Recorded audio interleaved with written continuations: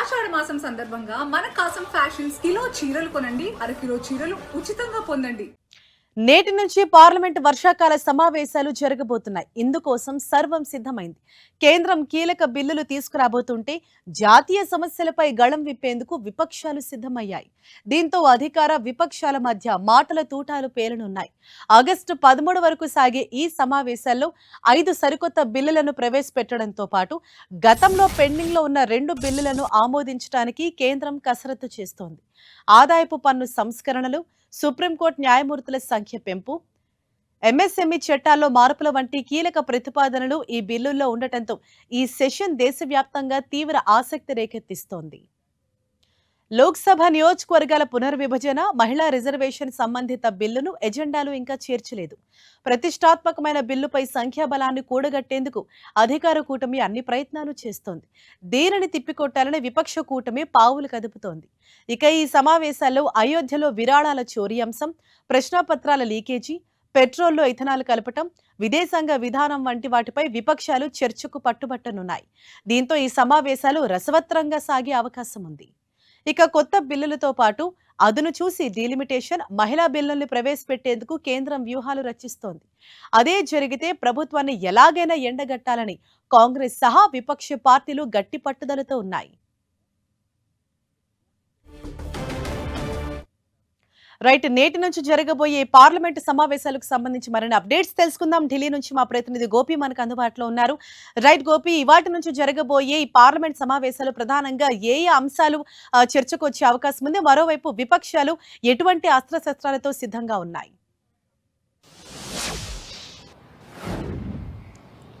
Right, ఈ రోజు నుంచి వర్షాకాల పార్లమెంటు సమావేశాలు ప్రారంభం కానున్నాయి. ఉదయం 10 గంటలకు ప్రధాని నరేంద్ర మోదీ ఈ రోజు కీలక బిల్లులను సభలో ప్రవేశపెట్టేందుకు ఇటు ప్రభుత్వం ఇప్పటికే దానికి సంబంధించిన ప్రతులను కూడా సభ్యులకు అందజేయడం జరిగింది. ముఖ్యంగా 5 బిల్లులను కూడా ఈసారి తీసుకురాబోతున్నారు. ఇటు రాజ్యసభ, ఇటు లోక్సభ 2 సభల్లో కూడా ఈ బిల్లులను ప్రవేశపెట్టనున్నారు. అయితే ముఖ్యంగా ఈ వర్షాకాల సమావేశాల్లో కీలక బిల్లుల పైన చర్చ జరిపేందుకు సమయం కేటాయించాలంటూ కూడా విపక్ష పార్టీలు ఇప్పటికే నిన్న ఏదైతే జరిగిన ఆల్ పార్టీ మీటింగ్ లో కూడా ప్రభుత్వాన్ని కోరడం జరిగింది. ముఖ్యంగా ఏదైతే డీలిమిటేషన్ కి సంబంధించి కేంద్ర ప్రభుత్వం మరోసారి డీలిమిటేషన్, మహిళా రిజర్వేషన్ కి సంబంధించిన బిల్లును సభలో ప్రవేశపెట్టే అవకాశాలు ఉన్నాయన్న నేపథ్యంలో మరి ఇటు ఈ బిల్లులకు సంబంధించిన అంశం పైన కూడా చర్చించేందుకు సమయం ఇవ్వడంతో పాటు ఒకవేళ ఆ డీలిమిటేషన్ బిల్లులో 50% క్యాప్ కనుక బిల్లులో ప్రవేశపెట్టకపోతే మరొకసారి ఆ బిల్లును అడ్డుకునేందుకు అన్ని విపక్ష పార్టీలంతా కూడా ఏకతాటికి రావాలంటూ కూడా కాంగ్రెస్ పార్టీ నిన్న పిలుపునివ్వడం జరిగింది. మరి ఇప్పటికే పలు అంశాలపైన ఇటు విపక్ష పార్టీలంతా కూడా సిద్ధంగా ఉన్నాయి. మరి ప్రభుత్వం కూడా ఈ రోజు ప్రారంభమయ్యే పార్లమెంటు సమావేశాల్లో అనేక బిల్లుల పైన కూడా చర్చించేందుకు సమయం కేటాయిస్తాము, సభను సజావుగా సాగనివ్వండి అంటూ కూడా నిన్న ఆల్ పార్టీ మీటింగ్ లో కూడా ఇటు ప్రతిపక్షాలను కోరడం జరిగింది. ఇంకా అనేక అంశాలు వీటితో పాటు ప్రస్తుతం దేశవ్యాప్తంగా కూడా జరుగుతున్న ఆందోళనలు ఏదైతే నీట్ పేపర్ లీకేజ్ కి సంబంధించిన అంశం పైన, అదే విధంగా రామ్ మందిర్ సంబంధించిన విరాళాల చోరీకి సంబంధించిన అంశం పైన కూడా ప్రభుత్వాన్ని ఎండగట్టేందుకు విపక్ష పార్టీలంతా కూడా సిద్ధమవుతూ ఉన్నాయి. ఇక పార్లమెంట్ ఆవరణంలో రైట్ గోపి, మరోవైపు ఇటు చలో పార్లమెంట్ కు కాంగ్రెస్ జనతా పార్టీ కూడా పిలుపునిచ్చిన నేపథ్యంలో అసలు ఢిల్లీలో పరిసర ప్రాంతాలు అంటే పార్లమెంట్ పరిసర ప్రాంతాల్లో ఎటువంటి సిచ్యువేషన్ కనిపిస్తోంది? ఏ విధంగా అలర్ట్ అయ్యారు పోలీసులు? అయితే సిజేపీ పార్టీ ఇచ్చిన ఈ యొక్క ఏదైతే పార్లమెంటు ముట్టడికి సంబంధించిన అంశం పైన దేశవ్యాప్తంగా కూడా విద్యార్థులంతా కూడా తరలి రావాలని కోరిన నేపథ్యంలో మరి ఢిల్లీ పోలీసులంతా కూడా ఇప్పటికే అప్రమత్తం అవడం జరిగింది.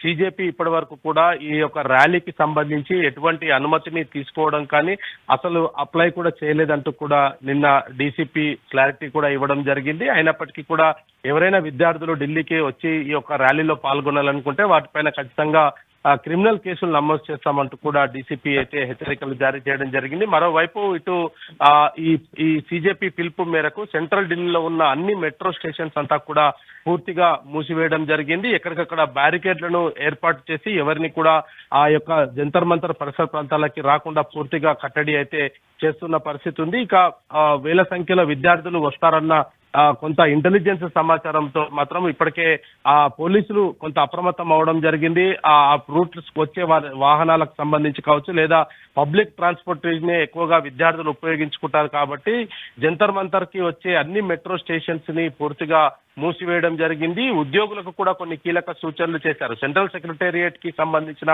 మెట్రో స్టేషన్ ని కూడా ఈ రోజు మూసివేస్తున్నట్టు కూడా ప్రకటించడం జరిగింది. ఉద్యోగులు దీన్ని గమనించుకొని ఆల్టర్నేట్ రూట్ లో కార్యాలయాలకు వెళ్లాల్సిందిగా కూడా కోరడం జరిగింది. అయితే సోనం వాంగ్చుంగ్ ఆరోగ్యం క్షీణించిన నేపథ్యంలో ఢిల్లీ హైకోర్టు ఉత్తర్వుల మేరకు ఆయనను ఆసుపత్రికి తరలించిన తర్వాత ఈ ప్రొటెస్ట్ ఇంకా కొనసాగుతూనే ఉంటుందంటూ కూడా సిజేపీ వ్యవస్థాపకుడు అభిజిత్ ప్రకటన చేయడము, 20వ తారీఖు ఖచ్చితంగా ర్యాలీ నిర్వహించి తీరుతామంటూ కూడా ఆయన ప్రకటించిన నేపథ్యంలో భారీ స్థాయిలోనే బందోబస్తును అయితే ఏర్పాటు చేశారు. ఇటు జంతర్ మంతర్ కు వచ్చే విద్యార్థులు ఎవరిని కూడా జంతర్ మంతర్ ధర్నా వేదిక వద్దకు కూడా అనుమతించట్లేదు. ఎక్కడికక్కడ బ్యారికేడ్స్ నుంచి, అంటే దాదాపు 2 కిలోమీటర్ సరౌండింగ్ అంతా కూడా పూర్తిగా పోలీసులు తమ ఆధీనంలోకి తీసుకోవడం జరిగింది. ప్రొటెస్ట్ కి సంబంధించిన పర్మిషన్ లేదు కాబట్టి ఎవరైనా వస్తే వారిపైన ఇప్పటికే సెక్షన్ 166 కింద కేసులు నమోదు చేస్తామని చెప్పారు. ఇక ఆ ప్రాంతం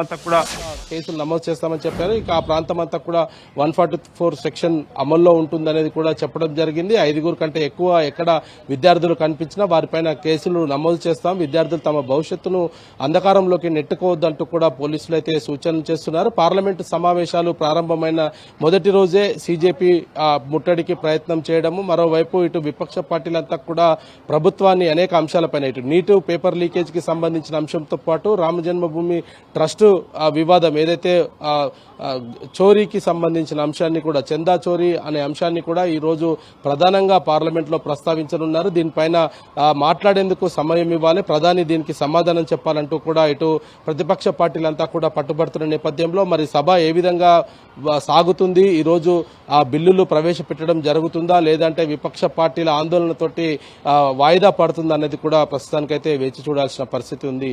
హర్ష, థ్యాంక్ యూ గోపి.